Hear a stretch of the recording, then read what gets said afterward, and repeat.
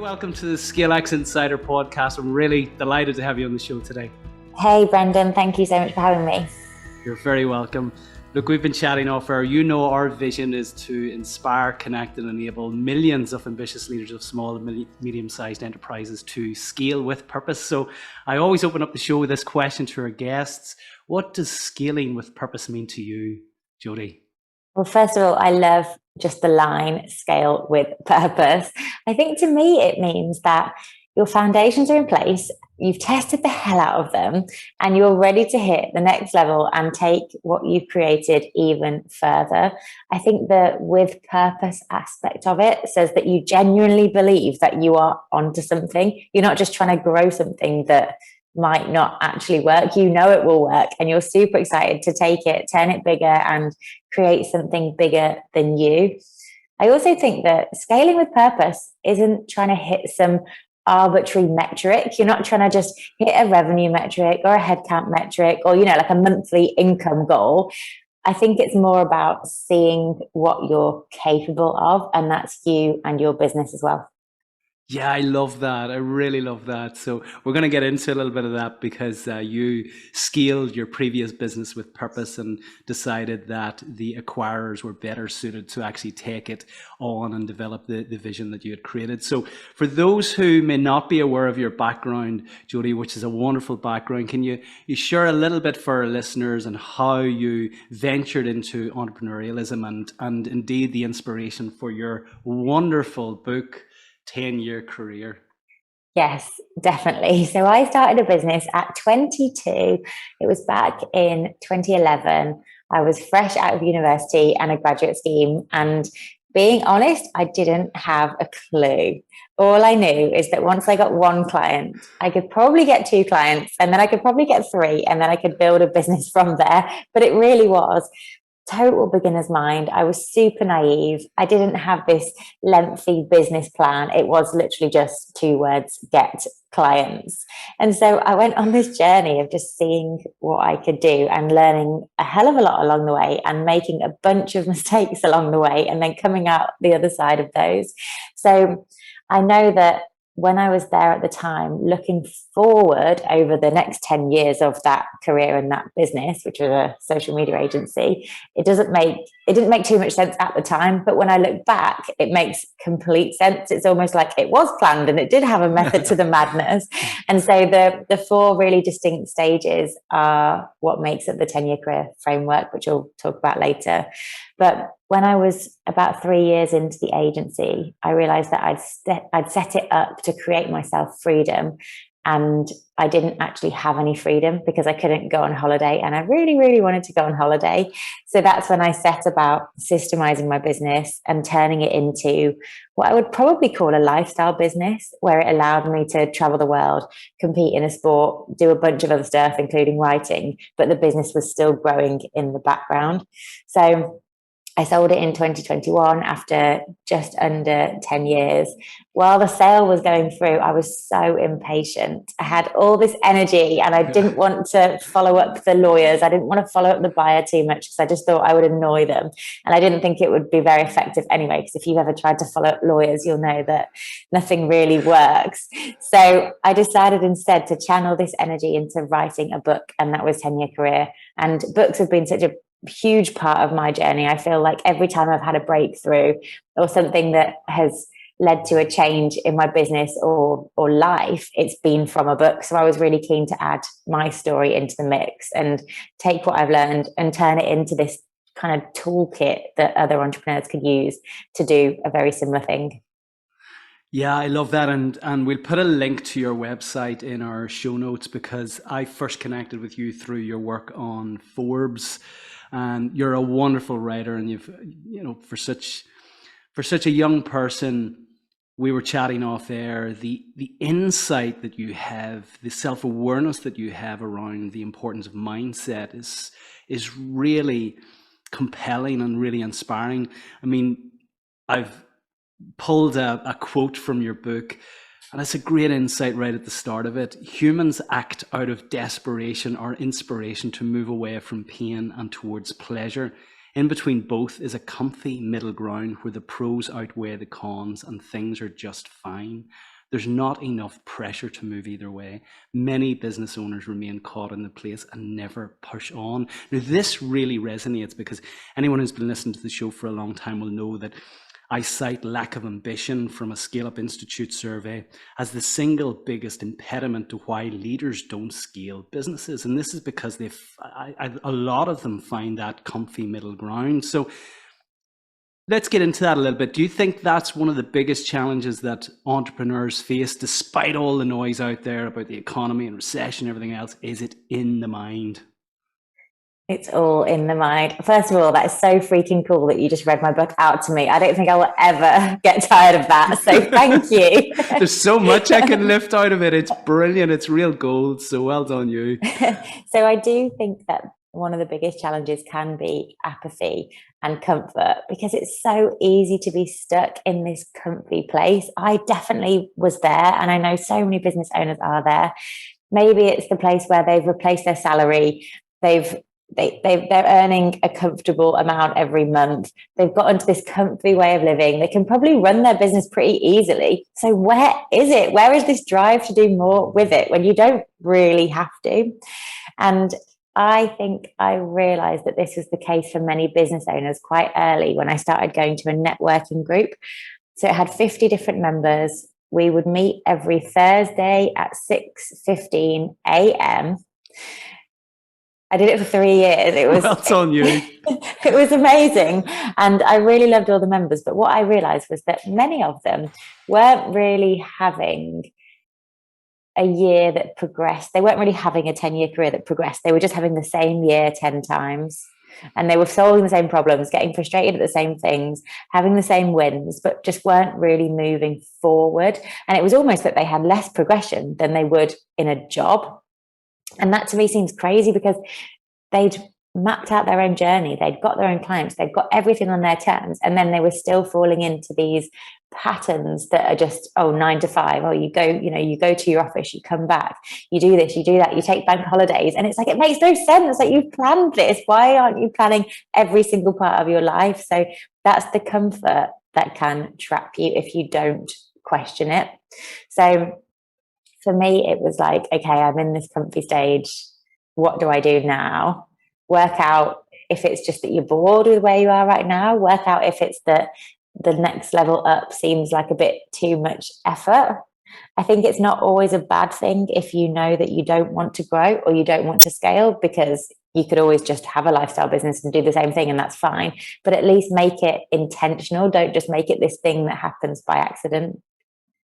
Yeah, I completely agree. And we allude to the same in our own book. And we talk about the comfort zone warriors in terms of those 5 characteristics of, or 5 stereotypes of those who don't achieve scale, comfort zone warrior being one of those. And you mentioned something there in terms of the questions that you should ask yourself. I mean, what thought process did you go through to get to the point where you say, actually, I'm going to scale this business, but I'm going to sell it. The time is now for me to actually move on. I've achieved what I set out to achieve.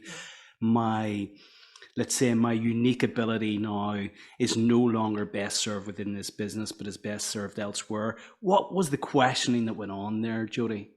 Oh, there was so much. So firstly, if anyone is stuck in that phase where they don't know whether they want to push on, or whether they think they might want to push on, but they don't know how to do it, I would encourage them to go through different thought experiments. So imagine that someone gave you $1 million to throw at your business, or imagine someone gave your competitor $1 million to crush you. What would they do? Or imagine that you suddenly had like 10 times the number of customers, or you had 10 times the number of venues, or just all these different things. I'd play around with those and see how you feel going down those different routes, because that can tell you quite a lot about what you want to do. For me, I didn't think about selling until I started selling. It didn't even cross my mind before. I don't think I even knew that you could sell a business before we got to the end of the really tough time that we went through over COVID. So March 2020 was when I just been doing about 5 years of traveling for 1 month in every 3. Was back in the UK for a couple of months before going on another trip, so I thought. And then in 1 week, we lost 25% of our entire client base in one fell swoop. And I went from being very arm's length with the business, it being run, looked after, and taken care of by an amazing team, to being so unbelievably hands-on that it felt like I was back in the early days. And it worked amazingly in the end, because we managed to grow back to normal, and then we grew another 20%. But by the end of that 4 crazy months of being very, very involved, that's when I took a long, hard look in the mirror and said, what do I want to do now? And the thing that made me think this is the time to sell was that I realized I didn't want to be tapped on the shoulder like that again. Because I'd created such a business that I didn't need to do much in, it was just the thought that we could have another COVID or another pandemic of sorts, and then I would have to do that again. And another thing that came into it was I asked myself the question, if I was starting a business from scratch now, would it be this one? And so I was 22 when I started, I was 32 when I sold. You're like a different person in those 10 years. And it was almost like, there's no, I know I don't want to take it to the next level, because this is like the 22-year-old's version of me's business, not the 32-year-old version of me's business. So there might be some kind of natural progression to do with how old you were when you started and how old you are when you finish that comes into it too. Yeah, I love that. And I mean, with the benefit now of hindsight, you have written a book, a guide, a framework, a toolkit, as you mentioned, for those leaders who have aspirations to scale. So as I said at the outset, I'd love to do a little mini masterclass. If you could outline for us the 4 phases within the framework, Jodie, and then we'll dig a little deeper into each of those.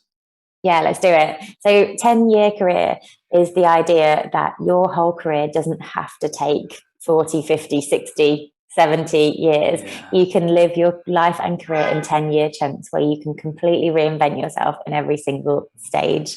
So the framework has 4 stages: execute, systemize, scrutinize, and exit. And each one's got its kind of characteristics, it's got a plan of action, it's got pitfalls to avoid, and then it's got how to move to the next step.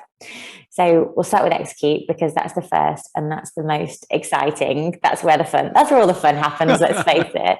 So this is where you're starting out, you're developing a product or a service, you're finding product market fit, you're saying yes to absolutely everything, and you're doing things that don't scale. And the goal of this execute phase is quite simple. It's to prove your product or service. It's to prove there's a demand for it. It's to work out who your perfect customer is and make sure that they do actually want to buy the thing that you think they want to buy. And it's to find the one channel through which you reach them. People complicate this quite a lot, but it doesn't need to be complicated. For me, it was social media management. So for me, it was social media management to marketing managers of SMEs found through networking, and that was it. You don't need 10 different channels. You don't need 10 different offers. You need one product, one customer, and one medium. So let's just roll back there a moment, because so for people to understand who are at this stage, when you say social media management through networking, do you simply mean going to networking events and striking up conversation with people, exchanging business cards and following them up? Absolutely. So the jargon is social media management. Well, it was the product, the service we were selling was social media management. Right. Okay. Yes. And we were finding our customers who were marketing managers of SMEs through networking. So going to events, talking to people. Brilliant. And literally exchanging business cards and following up.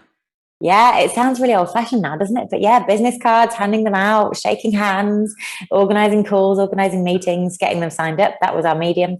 And at this stage, did you have a product or service to offer them? Just that one, literally just social media management. Yeah. And what did, actually, just let's digress for a little second.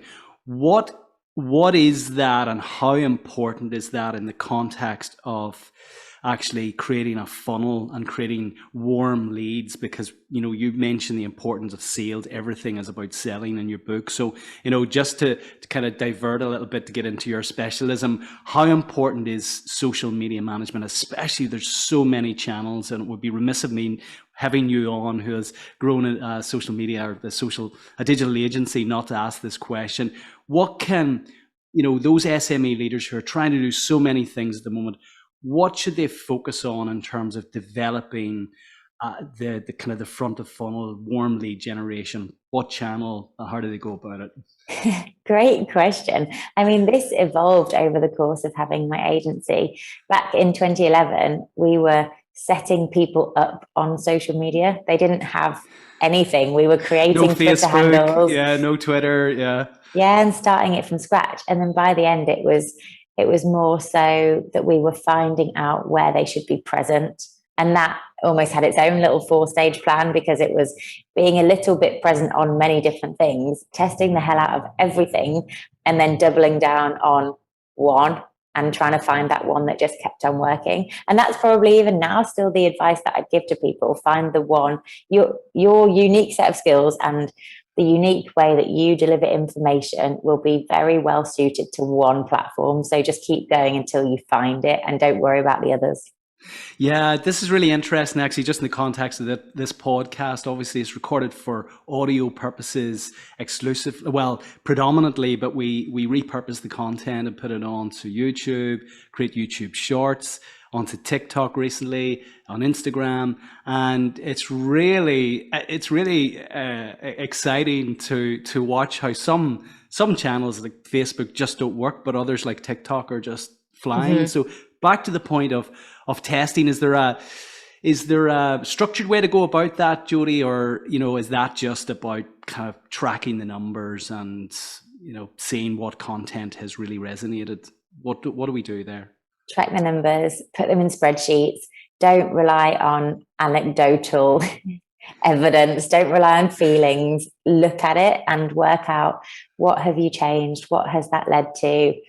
What could you change in the future? And geek out on it, get really involved. If that's not your thing, if looking at numbers and making little iterations isn't your jam, give it to someone in your team whose jam it is, because there are people who love looking at this stuff, and they will make a difference because they find trends and they project them forward. Yeah, brilliant. That's brilliant advice. Sorry, we digressed, but back to the 4-phase framework. So execute. Anything else around the execution phase? You will know that you have completed the execution phase when you have those three things in place: your product, your customer, your medium, and you have set yourself a milestone that you are heading towards reaching. And then the next phase is systemize. And the goal here is that you take your business and you turn it into a set of processes that you can delegate or automate and free yourself up from being the bottleneck to your business.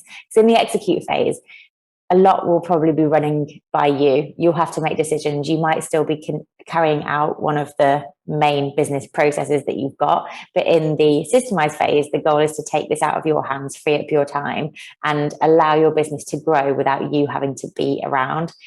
The systemize phase is probably one of the most difficult. Not that many business owners make it through. I did a survey, actually. We've got a 10-year career quiz. It's at quiz.10yearcareer.com. And that's where you can work out what stage you are in. And from the hundreds of business owners that have taken it, it's something like 60% are in, 63% are in execute, 33% are in systemize, 3% are in scrutinize, and only 1% are in exit. So hardly anyone makes it through to systemize. And partly it's because it's not really going to make you money systemizing your business. It's probably going to cost you money because you're hiring people, you're creating software, and because you're hiring people, you're using software, and it's probably taking you a long time. But this is where you have to kind of play the long-term game with it, because the more you can train and trust other people to do specific processes, the more your time is freed up, and then you can move on to the thing that really only you can do, which there's probably not that much of. Yeah, there's so much in this. I'm passionate about this. We actually trained our own certified systemologist who now goes into companies and helps companies define the systems that they have, and actually Nice. then and create the systems, document them, and I keep saying, you know, ultimately there's great insights in a book by Naval Ravikant, the Almanac of Naval Ravikant, and he says, if give yourself a nominal hourly fee, and anything that you can do less than that, or kind of subcontract in the cost less than that, do that. And we talk about delegating to elevate. Ultimately, this is about giving yourself the mental capacity so that actually you're inspired to lean into the vision, to create more, to create it bolder, to make it more ambitious.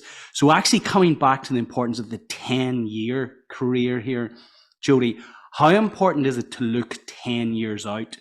Because what you're doing today, you know, if the entrepreneurs listening, the leaders listening are really stuck in the balls of the business today, I assert, take time out to actually cast forward 10 years. And is what you're doing today what you want to be doing in 10 years' time? And if it's not, what changes are you making in order to actually move away from that? So how important is the 10 years? Pretty important. I think if selling is on your agenda in any way, or if exiting your business in some way is something you want to do in the future, you have to systemize, because otherwise either you won't be able to sell it, or if you do sell it, you'll have to do an earn out where you have to go with the company and you have to babysit it while the new buyer makes sure that you're doing your job. And no entrepreneur wants that. So the systemizing phase has to have the end game in mind. And that's almost the courage. It's almost the vision you have to have in mind while you're doing it, because it will get hard. It will feel like a lot of effort, but it is worth it, I promise. Yeah, that's just so wise. And again, we talk about systems setting you free, and you've made a great point there in terms of ultimately having a 10-year view where you're potentially exiting the business, but ultimately you don't have to exit the business, but create a business that is exitable from. And to do that, and especially I noticed, I mean, your name, your initials were on the name of this business. So if you were doing everything and your name was on the business, ultimately you would have really struggled to sell the business without a 3 or 5 year prolonged earnout. So this is really interesting. So the first point is that I know that the more systemize your business, the more fun it is to run and the more you enjoy running it, and the less you actually care about selling it. And this is so strange, because I found that when I was going through the sales process, I never felt like the buyers were interviewing me. I felt like I was interviewing them. I felt like I had all the power, because I was like, yeah, sure, you can buy it, or you can just not buy it, and I'll be totally happy, because I'm having a whale of a time here. And that made them want to bid more for it, and that made them want to buy it faster. So that was interesting in itself, because it almost shouldn't have worked like that. And then the other thing about my initials were in the company name. And I've been asked a lot about the concept of having a personal brand, and if that makes you more tied to your business, and if that makes your business less saleable. But I think that's the opposite too, because if you've got your own personal brand, if you're doing your own thing, if you're writing books, if you've got a sport, if you're out there in some way, people don't expect that you are going to be in every single meeting in your business. And that is freeing. It's not like a client has a chat to an account manager and they're like, hang on, where's Jodie? Where's the owner? Where's the entrepreneur? I want to speak to them, because you just don't expect that they're going to be, because they're off doing other stuff. So you can scale your business far faster. You can attract better team members. You can attract better clients, because your brand is at the helm of it. And it's a really good thing, not a bad thing at all. And at what point did it dawn on you, as a young entrepreneur growing her business, that you needed to invest in systems? It was when I wanted to take a holiday, and when I realized I couldn't. And the holiday I wanted to take was to Australia, and it had a very significant time difference of about 10 hours. And I knew that I wouldn't be able to run my business while I was away, because I would have been doing it in the middle of the night, and no, that's not very fun at all. So it was working out all the stuff I did, putting it down in a spreadsheet, and then going one by one, line by line through every single process and getting someone else to do it. But it was all because of that holiday.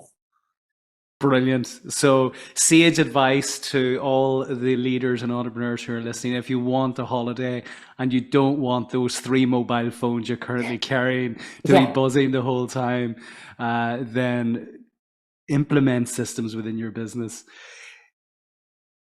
On to the next. Anything else in the systems before we move on to scrutinize? There are quite a few pitfalls of Systemize, and mainly they involve going back a stage when you should just be systemizing. So it might be that you have come up with a process that you know you want to train someone else to do. You've trained someone else to do it, but you're not trusting them to do it. You're micromanaging, you're watching over them. You're pretty much heading back into the execute phase, thinking, oh, I might as well just do it myself, and telling yourself, no one can do this as well as me, which is not true. It's just that you haven't trained them well enough. So the pitfalls of most stages involve either going back a stage or going forward too far. So before you've systemized your business, don't even think about exiting. Do the systemize first, and then when you have a business that feels like a very well-oiled machine, which it will do when you finish systemize, that's when you move into scrutinize, which is the third phase. And is also a bit like a checkpoint, because this really is where you can say, what do I want to do from here? And you have so many choices.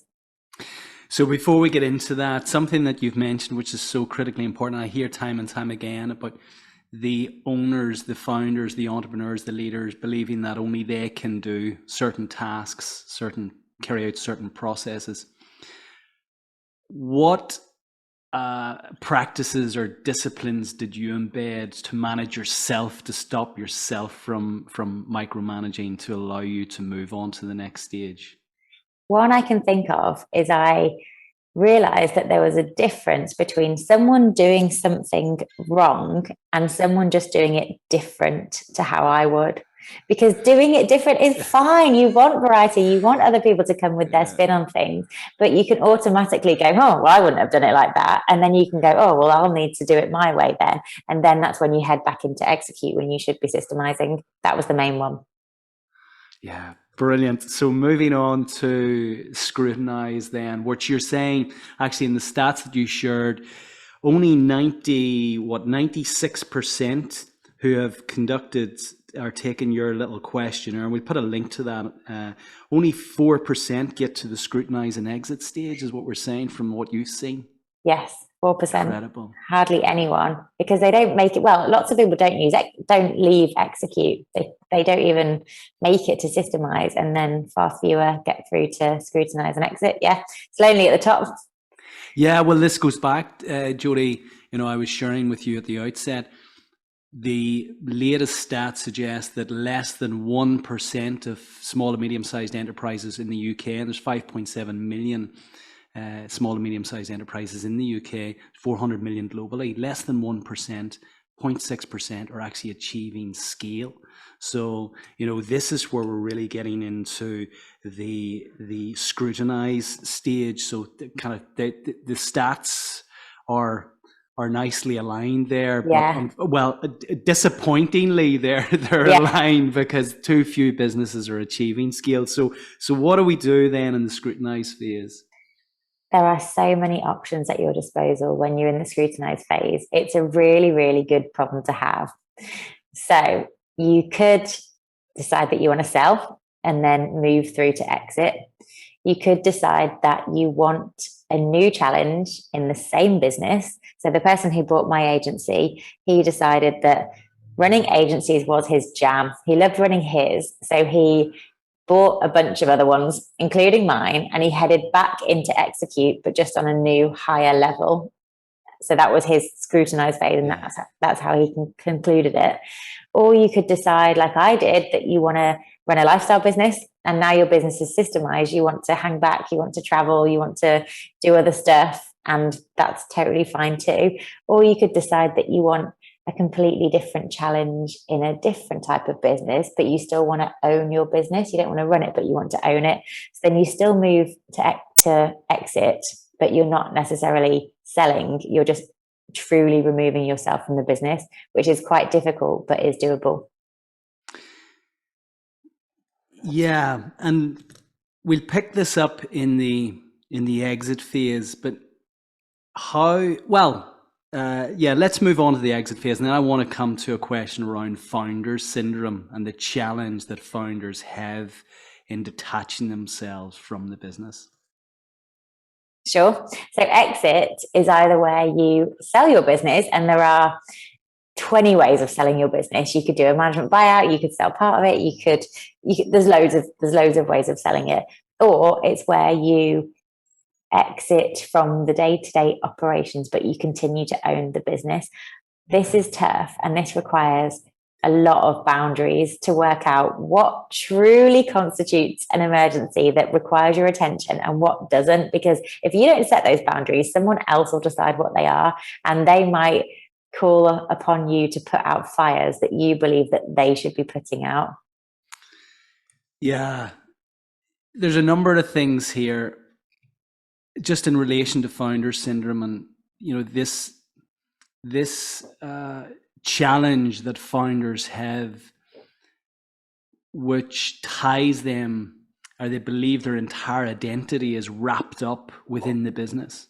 And it's something we advocate right early on in our own program, in our own ScaleX Accelerator program, that when you're creating a vision, that you're creating an organizational vision which you serve with your unique ability. You may have founded the business, but ultimately, if you're inspired to take your wonderful product or service to a wider audience, understand that at some point your skills may be better served in other parts of the business, in which stage you've got to kind of revise or review, reflect on your role within the business, or step away from the business entirely. You made the decision to step away from your business. Can you kind of share what you went through with that? Was there a part of the ego saying, "No, but hold on, this is my business. I founded it. My name's on the door,"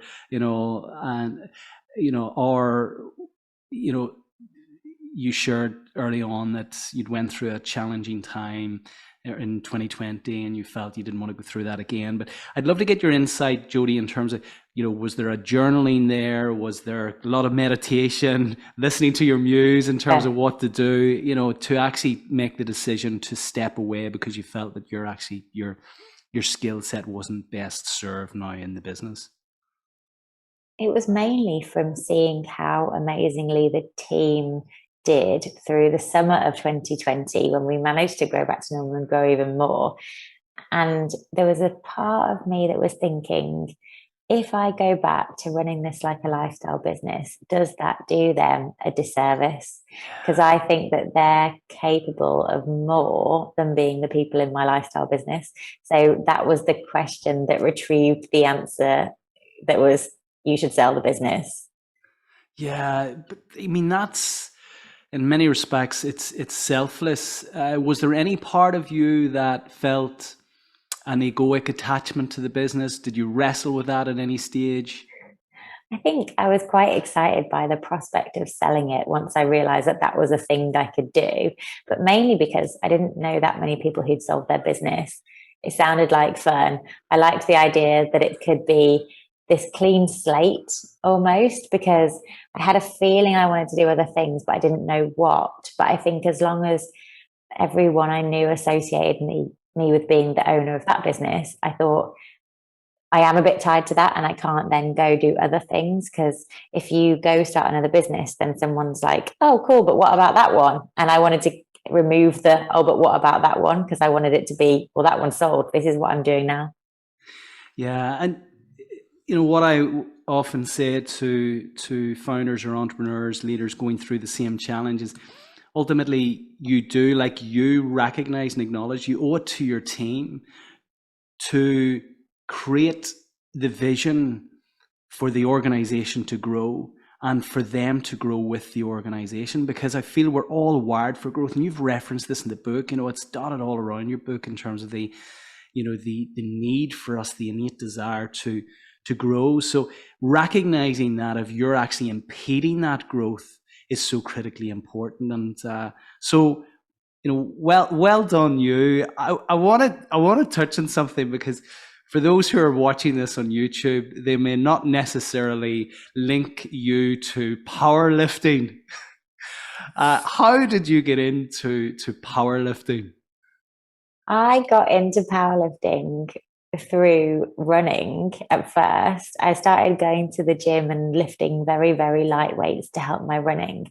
And then I started lifting heavier and heavier weights and learned how to squat. And then, like a classic type A entrepreneur mindset, can't just have a hobby, has to have goals and metrics and improvements, and then ultimately competitions.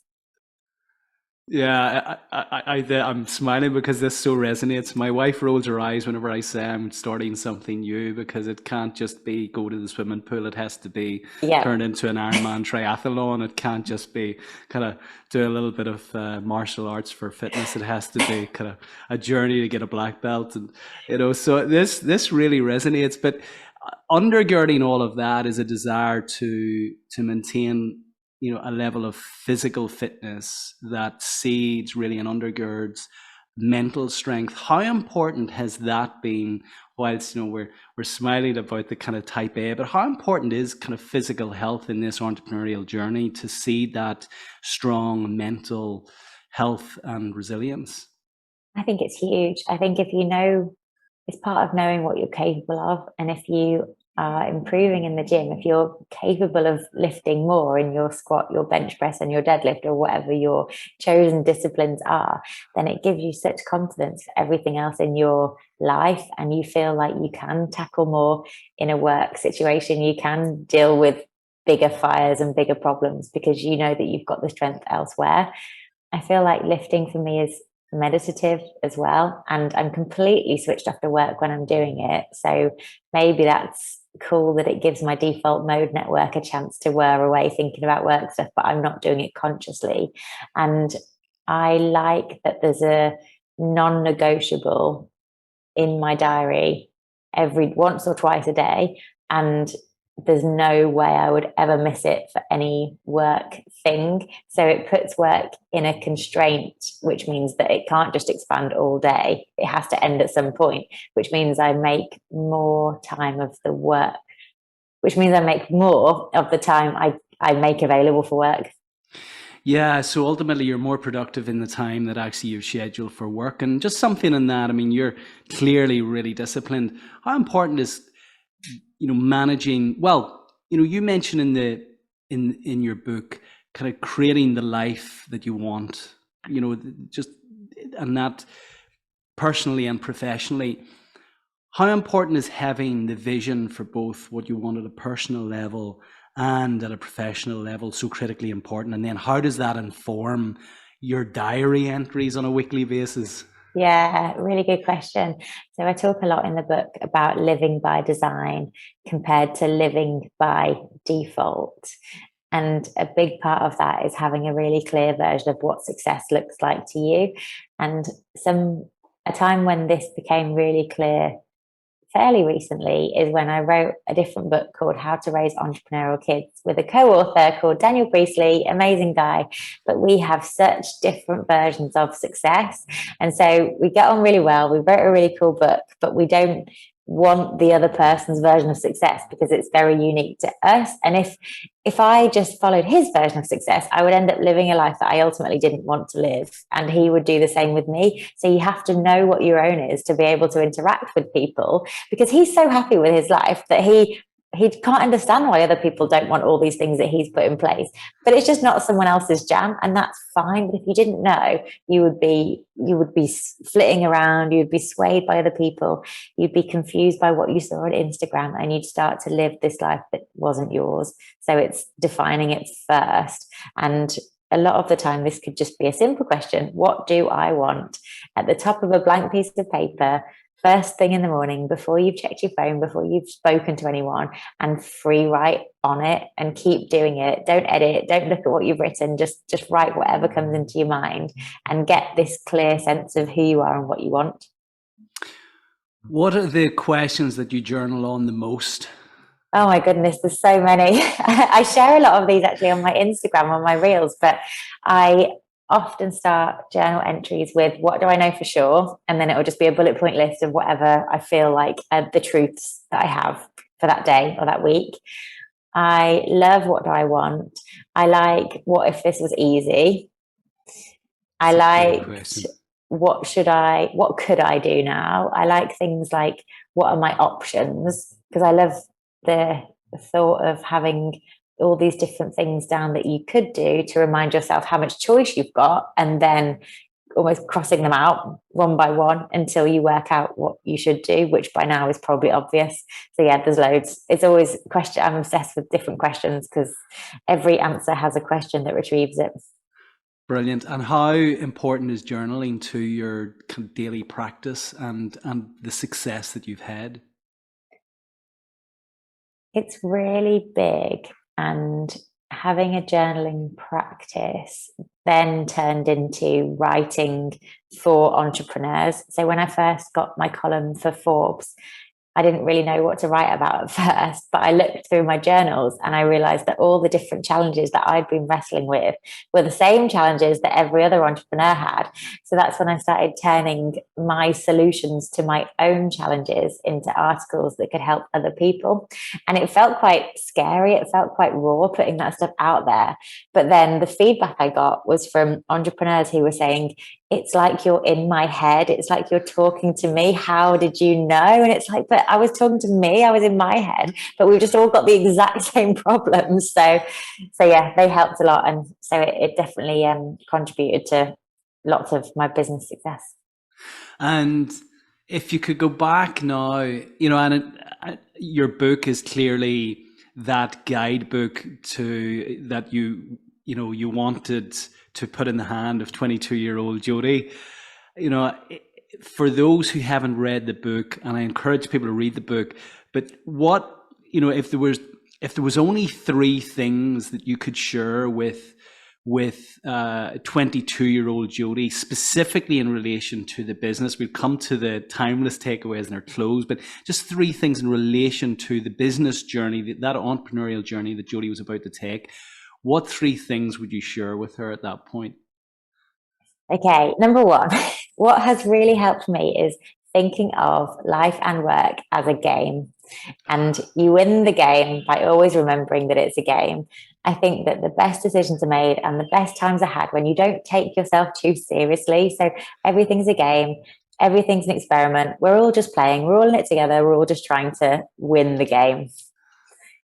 Yeah, I love that. And if you can have that mindset, then it just allows you to think of challenges as a way of actually growing, those challenges that you face within your business, rather than getting frustrated and angry and irritated about. It's a challenge that has presented itself for you to crack in order to move in the game context, move to the next level.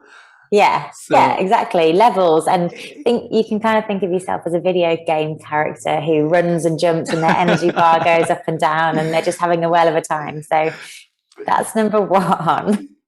Brilliant. I'm seeing the little Jodie Mario person, video game person. Yeah. Brilliant. Think of business as a video game.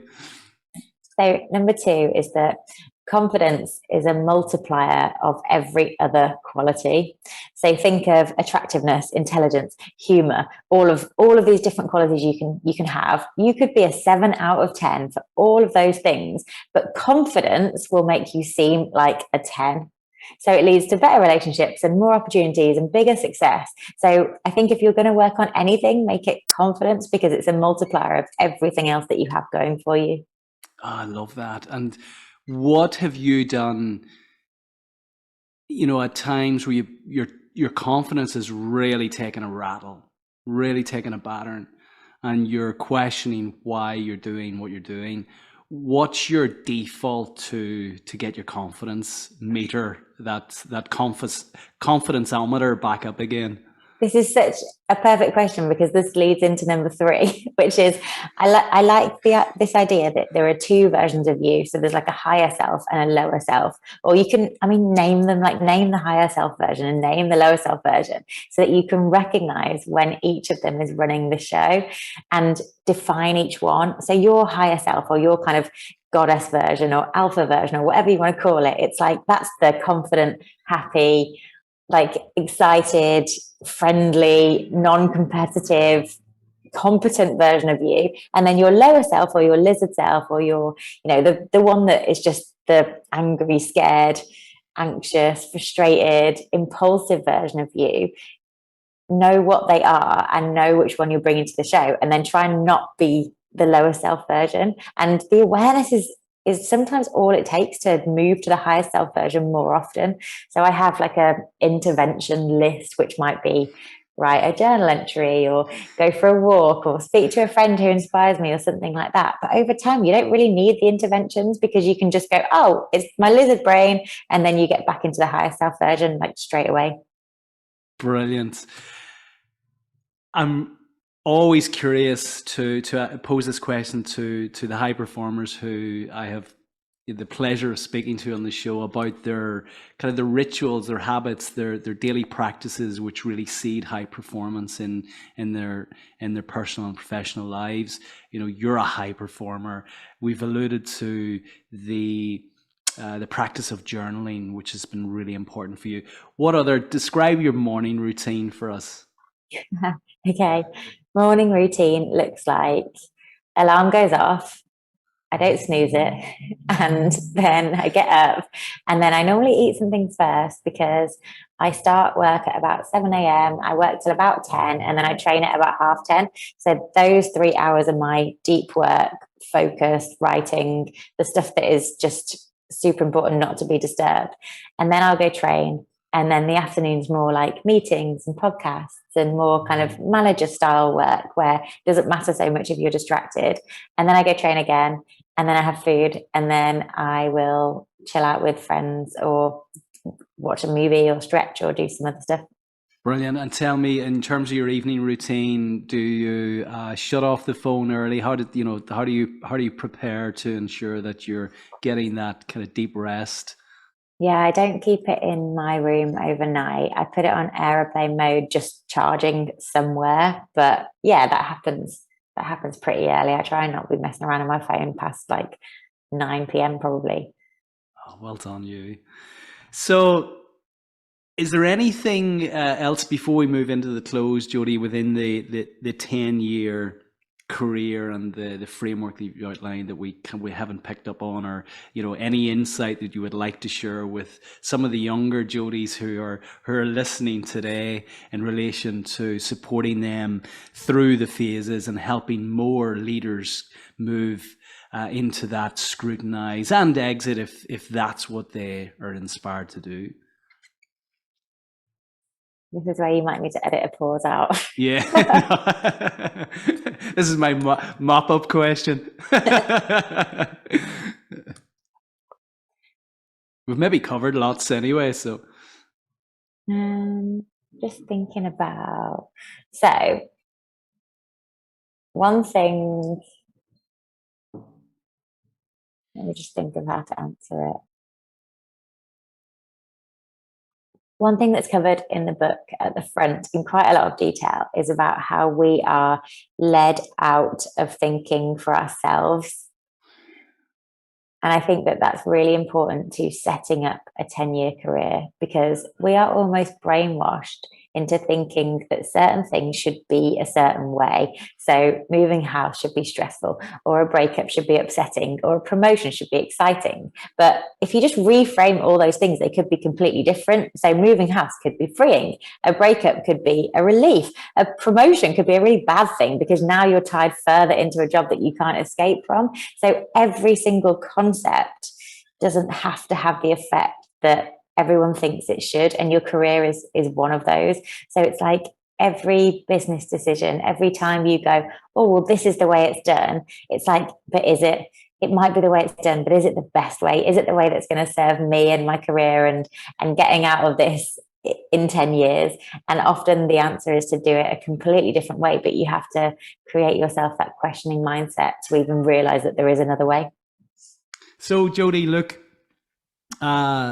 what's next for you then? You've sold the business, you're now competing at a significant level. You're heading to the Commonwealth Games now at the end of this year in powerlifting. What else are you embarking upon? Anything else on the business side of things? Yeah, so it's been about 18 months since I sold my business now. So I'm having a lot of fun promoting my book and hearing from readers. And so 10-year career is out. It's got a companion course, and it's been really fun hearing back from people who have implemented it in their business and life and seen all sorts of different benefits. So apart from that, I've just gone full nomad. So I'm traveling full time while competing in powerlifting and finding cool gyms to train at. So if anyone's got a good powerlifting gym near them, I would love to hear from you, and then come and have a session. I'm about to start a new business that I'll be sharing soon, and I've been journaling a lot on the process behind coming up with that idea. So I'll share a lot about that with my audience on various different places. So jodiecook.com/hey is where I send short blogs twice a week that you'd be very, very welcome to sign up to. Brilliant. And in terms of connecting with you outside of that, Jodie, how best to reach you? If you type Jodie Cook, so JodieCook into any social media platform or just into Google, then you will find me everywhere. Brilliant. Well, look, Jodie, it's been an absolute pleasure to speak with you today. I've really enjoyed the last hour. Has absolutely flown. Keep up the wonderful work. The wonderful work. Your writing is just beautiful. I've really enjoyed your book, one of 20, I believe, which is just incredible given your young age. And I wish you all the very best in your future career and with the powerlifting in the Commonwealth Games. Good luck. Thank you so much. Thanks for having me. This has been amazing. You're very welcome. It's been a real pleasure.